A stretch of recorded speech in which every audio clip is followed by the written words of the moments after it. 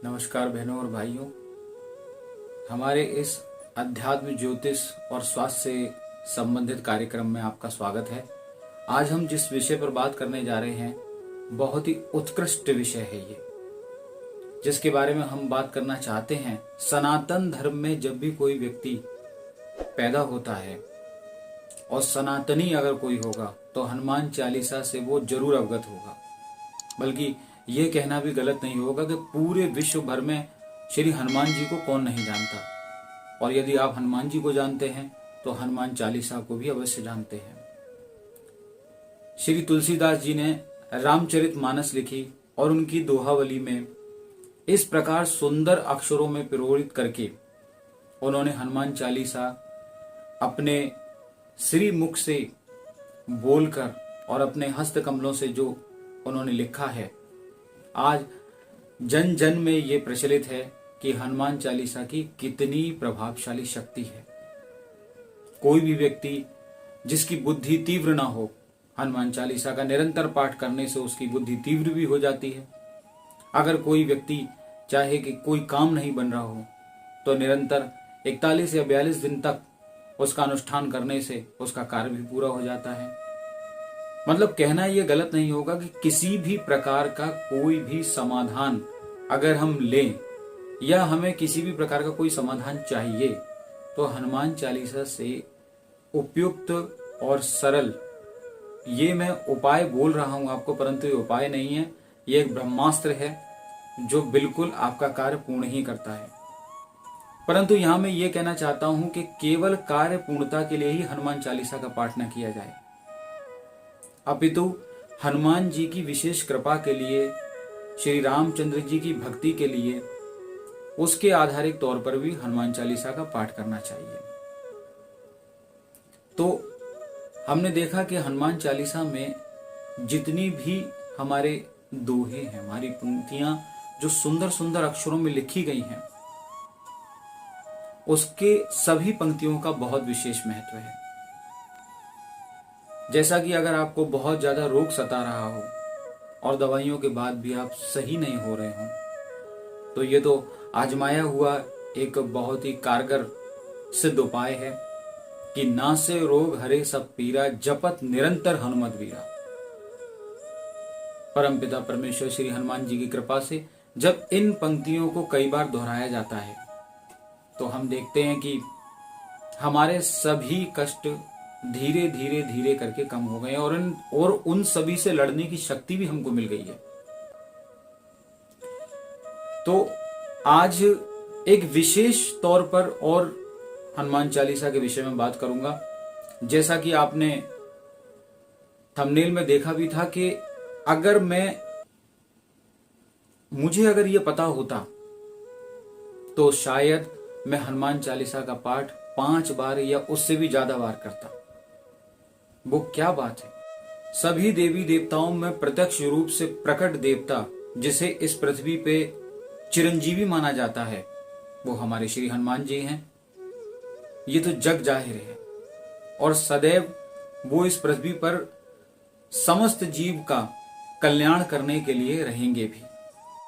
श्री हनुमान जी की लीला इतनी अपरंपार और इतनी कृपामय है कि थोड़े समय में ही उनकी पूरी हनुमान चालीसा का पाठ ना भी करें, 2-4 पंक्तियों का भी अगर हम प्रतिदिन कंठस्थ करके कहीं पर भी बैठकर मन में अगर उसका हम जाप करें तब भी हमारी समस्या का समाधान हो जाता है।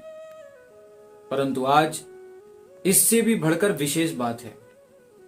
ये तो सभी जानते हैं कि श्री रामचंद्र जी ने हनुमान जी को यह आदेश दिया था कि हनुमान जी, आप जब तक मेरा द्वापर में तब भी आप मेरे साथ में रहेंगे और पृथ्वी के अंत यानी महाप्रलय तक, यानी जब मेरा कल्कि अवतार होगा तब भी आप मेरे साथ रहेंगे।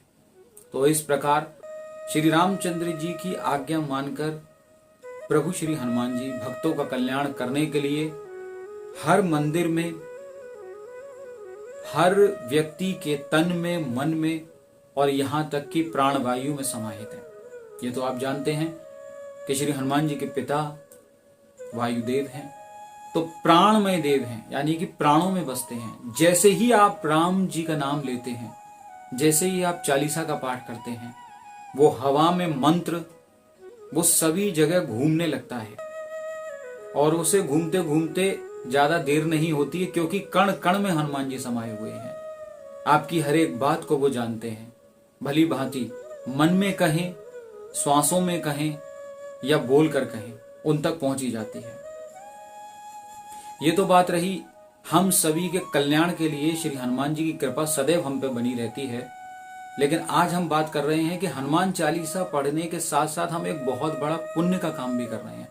वो एक पुण्य का काम क्या है कि आपको याद होगा कि जब माता पार्वती और शिव जी आपस में बैठे हुए थे, तो एक बात आती है कि शिव जी उनका भोजन के लिए बहुत देर से इंतजार कर रहे थे। तभी माता पार्वती जी शिव जी से कहती हैं कि हे देव, मैं अभी भोजन करूंगी, लेकिन उससे पहले मैं विष्णु सहस्त्र नाम का पाठ करूंगी। तब भगवान भोलेनाथ ने एक बड़ी ही अद्भुत बात माता जी को बताई। उन्होंने कहा, है देवी, राम नाम का पाठ जो है ना, राम नाम का उच्चारण ही, यानी कि अगर आप 2 बार राम नाम ले लेते हो तो पूरे सहस्त्र नाम का फल मिल जाता है, यानी कि विष्णु भगवान के 1000 नाम का फल मिल जाता है। अब आप कहेंगे कि मैं ये क्यों बता रहा हूं? ये मैं इसलिए बता रहा हूं कि हनुमान चालीसा में ये राम नाम 11 बार आया है, यानी कि हम 11,000 बार विष्णु सहस्त्र नाम का पाठ कर लेते हैं।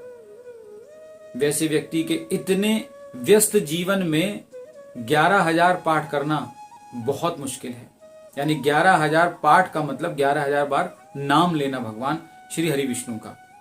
परंतु हनुमान चालीसा में जब जब रघुनाथ जी श्री राम जी का नाम आता है, तो वहां वहां ये बात प्रत्यक्ष प्रमाणित होती है कि जो शिव जी ने माता पार्वती जी को बताई थी कि जब जब आप राम का नाम लेते हैं तो 2 बार के नाम में ही, यानी कि 2 बार के नाम, 1 बार का नाम आपका 52, 52 और 52, इस प्रकार से पूरी एक माला को प्रेरित कर लेता है, और वह पूरे 100 से भी अधिक नामों से ज्यादा अंकित हो जाते हैं। और इस प्रकार 11 बार जब हनुमान चालीसा में उन पंक्तियों में कहीं कहीं पर जब हम इतना ध्यान नहीं देते हैं, लेकिन परंतु जहां पर भी श्री रघुनाथ जी, श्री राघव जी, रामचंद्र जी का नाम आता है, तो हमारा संपूर्ण देह राममय हो जाता है, और भगवान श्री हनुमान जी की अनुकंपा हम पे और बरसती है। तो मैं आशा करता हूं कि आप प्रतिदिन ज्यादा नहीं तो 1 बार हनुमान चालीसा का पाठ अवश्य करेंगे, मंदिर में दर्शन करेंगे। अगर पूरे हफ्ते ना कर सकें तो मंगलवार को ही करें, और साथ ही साथ आप अपने सामर्थ्य के अनुसार भोग प्रसाद लगाएं। और अगर आप मंदिर नहीं भी जा सकते हैं तो आप कहीं पर भी बैठकर मन ही मन एक गुटिका लेकर, एक पुस्तिका लेकर हनुमान चालीसा का पाठ करें। जब वो कंठस्थ हो जाए तो सोने पे सुहागा है, फिर आप कहीं भी कर सकते हैं। एक मैं आग्रह आप लोगों से और करूंगा, जिस प्रकार भक्तिमय होकर हम हनुमान चालीसा का पाठ कर रहे हैं, उसी प्रकार प्रकृति को स्वच्छ और सुंदर बनाने के लिए हम अपने जीवन में अधिक से अधिक पेड़ लगाएं। यही मैं आशा करता हूं कि आप लोग मेरी बात को समझेंगे और उस पर अमल करेंगे। जय श्री राम, जय जय श्री राधे श्याम।